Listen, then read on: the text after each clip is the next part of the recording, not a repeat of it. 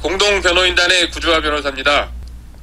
먼저 정광훈 목사님에 대한 불법 수갑 차용 행위에 대해서 어제 국가인권위에서 신체의 자유 침해 그리고 인권 침해를 인정해 주신 것에 대해서 대단히 감사의 말씀을 드립니다.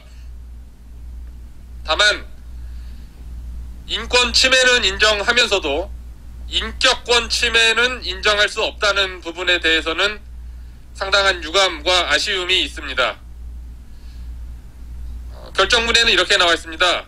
경찰이 수갑을 채웠지만 인격권 침해를 피하기 위해서 수갑에 수건을 둘러줬다라고 나와 있습니다. 즉 수건을 둘렀기 때문에 인격권 침해가 아니라는 논거인데 이는 인정할 수가 없습니다.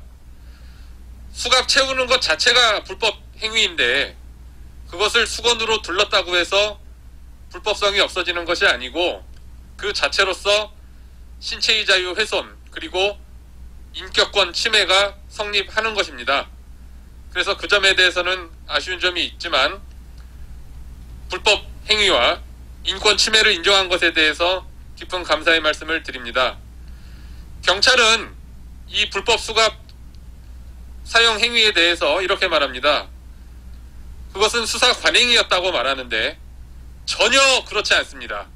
아까 고 변호사님께서 말씀하신 것처럼 조국, 정경심, 유재수 그리고 김경수에 대해서는 전혀 수갑을 채우지 않았습니다.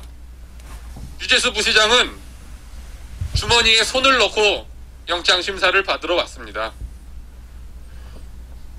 그리고 김경수, 드루킹 김경수는 구속이 된 상태에서 구속이 된 채로 재판을 받으러 오면서 버스에서 내리면서도 죄수복도 안 입고 양복 차림에 서류봉투 하나 딸랑딸랑 들고 무슨 회사 출근하듯이 이렇게 자유롭게 왔습니다.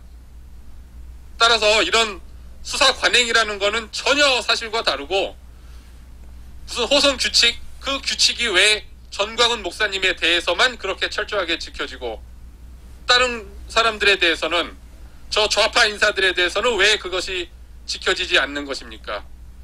그것은 도저히 받아들일 수 없는 것이고 인격 침해라고 말할 수 있는 것입니다. 특히 그 이재수 기무사령관께서는 영장심사를 받고 나오는 것도 아니라 영장심사를 받으러 가는 도중에 수갑이 채워진 겁니다. 들어가는 입구에서 수갑이 채워져서 그 모욕감을 견디지 못하고 며칠 뒤 극단적 선택을 한 것입니다.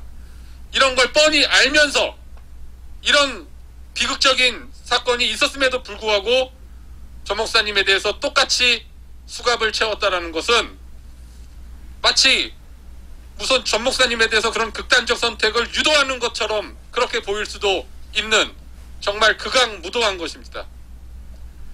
이런 관행은 정말 사라져야 되고 또 인권위에서는 그 수갑을 채운 경찰관들과 경찰서장에 대해서 직무 교육을 시키라고 권고까지 했고 그러한 제도 개선까지 결정을 하였습니다.